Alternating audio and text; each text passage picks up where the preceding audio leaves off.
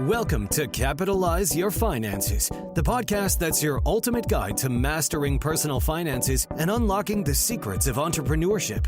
Each week, we dive into the world of personal finance and business development and have fascinating conversations with industry experts, seasoned entrepreneurs, and thought leaders who share their insights, strategies, and stories to help you get ahead in life.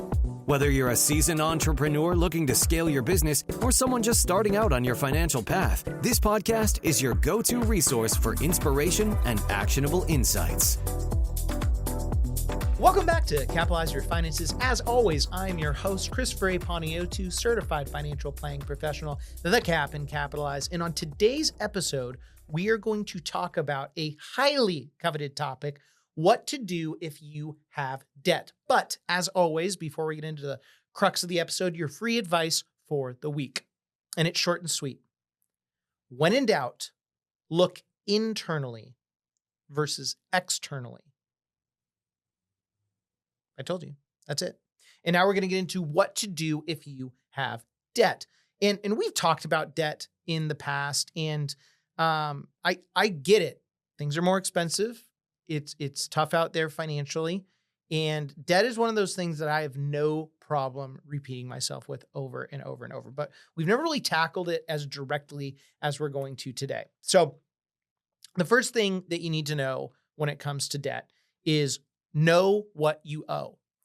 And what I want you to do is make a list of all of your debts that you have: credit cards, loans, medical bills, you name it. I want you to include the balances of those debts, the interest rate, which is very key. The minimum monthly payments isn't as crucial, but it is valuable to know. And then the due dates of those payments. Yes, you do not want to miss the due dates of your payments, even if you're just doing the minimum monthly payments. You don't want to go backwards even further. And by doing just these 5 intro steps, that's going to give you a clear picture on your situation in terms of debt. The second thing I want you to do is prioritize which debts you're going to tackle. And there's 2 popular strategies out there when it comes to paying off debts in an aggressive and prudent manner. There is the avalanche method and the snowball method. The avalanche method is where you pay off debts with the highest interest rate first, and then you take whatever you were paying into the highest interest rate and that cash flow, put it into the next highest interest rate, so on and so forth. The other method is the snowball method. And that's where you take and you pay off the smallest debt amount first, and then the next smallest debt. And the snowball method, it's been popularized by Dave Ramsey. And in theory, it gives you this. Actually, it's not even theory. There's some anecdotal evidence that shows that there is some emotional value into paying off that smallest loan balance first. However, I am not a fan of the snowball method as opposed to the avalanche method. I am more an avalanche method fan than anything, because you got to think about your debts as an investment. I know that's a really quirky thing to think about, but hear me out. Let's say that you have a credit card interest rate of 27.99%, which unfortunately is not out of the question. For every dollar that you're putting towards that credit card, think of it as I'm earning a 27.99% return on my debt in which I'm paying that off. Now, I'm not trying to inspire you to get in more credit card debt, but the point with that is if you have these cards that you're dealt, you need to psychologically shift your mindset. Because with the avalanche method, you are earning the highest return on that highest interest rate. And by doing what I'm telling you to do with the avalanche method, pay off the highest interest rate, go to the next one, go to the next one, go to the next one, you're actually going to make more money in the long run. Because what you're doing is you're paying off those highest interest rates. And again, you're buying that rate of return. But then when you free up that monthly cash flow and all you have left are good debts, which there are such thing as good debts, Then what you could do is you could take all of that extra free cash flow, and instead of paying down and snowballing like Ramsey likes to do, what you can do is you take that free cash flow and you pump it towards your 401k, Roth IRA, HSA, investment account. Because in the long run, could you guarantee that you're going to earn a higher return than those lower interest rate debts? No, you can't guarantee it. But I happen to know a book that says that there's a pretty good chance that you should do better than those super low interest rates. Wink, wink, nudge, nudge. So again, I would do the avalanche method. One little caveat to that though, if you have, I'm going to make this up. Let's say that you have one interest rate where it's 8.99%, and then you have an interest rate of 8.79%, and the 8.99% has a balance of, I don't know, let's say $49,000, but the 8.79 has a balance of $5,000. That difference, I would have no problem if you paid off that 8.79% quicker, and then you keep on track. It has to be a material difference between the interest rates. So if it's that close, then pay off that balance, because again, the free cash flow that will help you in the long run. But again, avalanche method over snowball method, 10 out of 10 times. Number 3, create a realistic budget. And I don't know why people don't like budgeting. It can seem mundane. It can seem boring. It can seem repetitive. It can seem stressful to some people, which I do get that. With finance, sometimes financial success is really not sexy at all. And I don't care how much money you have. I don't care if you even, if the debt conversation doesn't even apply to you, which would be odd, because why would you even listen to this episode? But regardless if you have debt or not, and regardless of your net worth, you need to know what your expenses are every month, period. So I want you to track your income and essential expenses, rent, food, utilities. These are obvious things that you can't live without. And no, I'm not talking about Amazon purchases or Netflix purchases. You could live without those. You can't live without food. You can't live without water. You can't live without just basic utilities. You can't live without rent. So track your income and essential expenses in that way. Also, this is a great time for you, speaking of Netflix and Amazon, to cut unnecessary spending. So if you're looking at your budget and you're looking at your credit card statements or debit card, or just your savings, if you're writing a checking account, if cards are just too intimidating, which by the way is totally fine. You're not alone with that. You're going to quickly find areas where you can cut out these unnecessary spending habits, like very quickly. And that's okay. Don't be embarrassed about it. This happens all the time, even to the best of us. And at that point, what you'll also find is you may discover that you have some extra free cash flow every single month. And that's where you can allocate that extra money towards the debt payments. And again, if we avalanche it, like I said earlier, you're gonna allocate that extra money toward the highest interest rate debt payment. And that will help you in the long run. Number 4, before we head on to the commercial break, negotiate or consolidate your debts. So this is more of a Hail Mary type of play, but you could call creditors and see if you could negotiate a lower interest rate, or if they could waive fees or create payment plans on your behalf. But the first thing I would do is I would consider debt consolidation. And there's a couple ways to go about this. You could get a personal loan. Now, in theory, you're going, well, why would I take out a personal loan? Because then I'm just digging myself more into debt. Well, yes and no. So let's say that you had, I'm going to make this up, $50,000 of high interest debt. And let's say there were multiple types of debt, credit cards or student loans, whatever. But let's just say that the blended interest rate on all of those loans is 17%. Not great. And then let's say you go to your bank or your credit union and they could give you a personal loan of $50,000, but the interest rate is 7%. Well, what you would do is you would take that personal loan money of $50,000 of 7%, you would pay off that combined debt that I just mentioned of 17%. You just made 10% on the debt or the interest that you're not going to have to pay. And then at that point, that personal loan, you just pay that off over time. And because the interest rate is substantially lower, your monthly outflow to that loan will be much less than the 17% on the original $50,000. So personal loan's one option. A balance transfer to a lower interest rate credit card or occasionally debit card, but mainly credit card. That is extremely common. Now, the trap that people fall into is they transfer their credit card debt from one company to another, and these credit card companies will say something to the tune of 0% APR, so 0% interest for 21 months.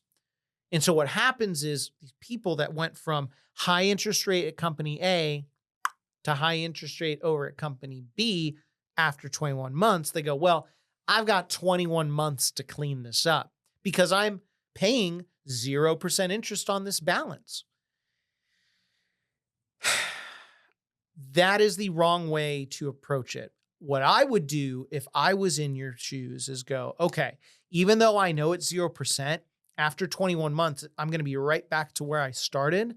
So I'm going to treat this 0% loan as if it was the high interest rate. And with credit cards, it can be in the 20s. And you just pay that thing off as fast as humanly possible. And once that thing is done, unless you got into credit card debt just because, life happens, you fell on hard times, it was like a one-off thing. If it is a perpetual problem that you have had, once you pay that card off, cut it up and just stick to debit cards, stick to writing checks, stick to paying cash. No, you won't get your points. No, you won't get cash back like on Capital One or whatever the case is. No, you won't get your airline miles. It doesn't matter. It doesn't matter, because what that should show you is maybe you're not responsible enough for it. And that's okay. It's different strokes for different folks. All right, we're going to take a quick commercial break. Then when we come back, we're going to continue to talk about what you need to do if you have debt. So don't go anywhere. Stick around. Are you ready to transform the way you approach sales? This episode is sponsored by the second book in the Capitalize series, Capitalize Your Sales, the all-in-one sales framework that saves you from ever struggling again and teaches you how to sell with sincerity, which dives deep into the art and science of driving sustainable growth. Packed with strategies that go beyond surface-level techniques, this book will help you understand what it takes to truly connect with clients, build long-term relationships, and close deals. Whether you're looking to fine-tune your sales craft or break through to the next level, Capitalize Your Sales offers a roadmap to success designed for today's fast-paced business world. Head on over to your favorite bookstore, order today, and start capitalizing your sales immediately. And now, back to the episode. Welcome back to the show. We're going to get right back into what you need to do if you have debt. And the fifth thing I wanted to talk about is increasing your income. And I remember when I was writing this episode, I kind of chuckled at that because I've had people reach out to me and they're like, well, what should I do with debt? And instead of an episode like one-on-one. And then when I tell them, I mean, yes, in theory, if you make more money, that is going to be valuable. But like, it's also kind of a douchey thing to say, like, well, just go make more money. But it is true. So I just wanted to preface that. I don't mean to have that cognitive tone, but it is kind of funny. So nevertheless, number 5, increase your income is going to help you pay off debt. And how you do that, you could take a side gig, you could freelance, you could sell things you don't need. You could ask for more hours at work. You could ask for a pay raise. You could ask for a promotion. You could ask your boss, what can I do? What do I need to do to go from X to 2X? That's actually a little bit of a sales technique too. Don't ask what can I do, because then the response would be, well, you could do this, you could do that. But whoever you're talking to, unless they're just highly genuine, are going to think, well, this person could do all these things, but they're probably not going to. Versus if you come to your boss and say, hey, what do I need to do in order to go from X to 2X? It's a non-negotiable for me. I need to make this happen. They're going to go, whoa, this person's serious. I need to invest in this person. So that's a little side tangent on selling yourself within the workplace. But then when you get all this extra income, it should be self-explanatory, but I'm going to say it because I have to. Once you make that extra income, just take it and apply it to that avalanche method that I spoke about before the commercial. Very cut and dry. Number 6, avoid new debt. And I'm repeating myself a lot with this, but it's worth repeating because sometimes you need to have it hammered into your head multiple times. You may not be a credit card consumer. It may not be appropriate for you, and that's okay. So stop using them. And if other people are like, man, you still write a check, you still pay with cash, or some people even and I don't hear this often, but I've heard people go, well, why would you use a debit card? Like it's almost like a degrading thing. Who cares? Who freaking cares? I mean, I could tell you, I have clients that write checks for everything and or pay in cash. We have one client that doesn't even have an email. He doesn't have an email. He's not that old. And I can tell you, the people that I'm thinking of financially, yeah, you may look and go, well, man, these people are archaic. Well, joke's on you because they have done just fine. Just fine. So there's also some motivation there for you. Another thing when it comes to avoiding new debt, avoid payday loans or like quick cash options because more often than not, they're going to make things worse for you. And then number 7, seek help if needed. And I get that debt can be very overwhelming. I get money in general can be very overwhelming. I mean, that's one of the reasons why I'm so inspired to continue to do this show. Money can be extremely complex. And in fact, I'm not going to say it can, it is. Because as you become more successful with money, it's almost like a video game. There's always another level. I almost parallel it to, I didn't play this nearly as much as my brother growing up, but the game World of Warcraft, where you create this character, and it was the first game at the time that I played and my brother played where there was no end. You just keep leveling and leveling and leveling and leveling. And then, of course, Activision Blizzard comes out with more expansions and all that. It's kind of the same thing with money, though. There really is no end to it. There's always a next level. I don't want you to be inspired to commit your life to just getting to that next level because it's going to result in a really empty life. But back to what I was saying, it is inspiring for me to gift all that knowledge back to you. Because like I said, it's overwhelming. It can be disheartening to not know what to do. And going back to debt, a fear of debt or feeling overwhelmed with debt, it's one of the most common things, frankly, I hear about, not so much with clients, but with friends and family and people that DM me all the time. It's like, how do I get out of this? So just know that you're not alone. And there's a couple ways to seek help in the debt department. You could contact a nonprofit credit counseling agency. You could, through that counseling agency, they could set up a debt management plan for you, which is very common. The only thing I would watch out for, and you could go to like a private, like money counselor. I just have an issue with these people paying you. And I see both ways because like people have to get paid, but it's like, hey, I really need to get out of debt. And these people are here to get you out of debt, but then you're paying them sometimes a pretty penny to get you out of that debt. So I guess what I'm saying is I have no problem if you have to pay these people for their service. Because again, it might be a short-term pain of you paying them a couple bucks for the long-term gain of you being out of bad debt in getting out of that habit. But all I'm saying is avoid scams or companies that charge just a fat amount up front. Like if it sounds like a lot, it probably is. And I have no problem if you take your time on assessing who you're interviewing, because it's a big deal and you don't want to go further backwards. And then the last thing to do when you have debt, and at this point, when you've conquered it, or at least conquered the process of getting out of the debt, bad debt, stay consistent and patient. Getting out of debt and really just becoming financially successful, it takes time. It takes a lot of time. It is not a days or months or year or two. It can be a multi-decade process. And I know a lot of you listening that are in this debt circumstance will go, oh, well, that makes me feel freaking fantastic. Life can be hard. Life can be very hard. But I'll tell you the things worth fighting for, which in this case is getting out of that bad debt, it shouldn't happen overnight. And I'm also telling you, by the time you get to that point when you have freed yourself from all of that bad debt, even though it'll take you a while, in some cases it might be really quick, but for some of you, it may take you a while.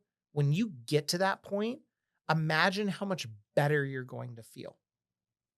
Because the best things in life happen to those that wait. So that does it for today's episode. I had a blast as always. You know where to get a hold of me at this point. I am your host, Christopher Panayiotou, certified financial planning professional, the Cap and Capitalize. And until next time, keep capitalizing. Take care.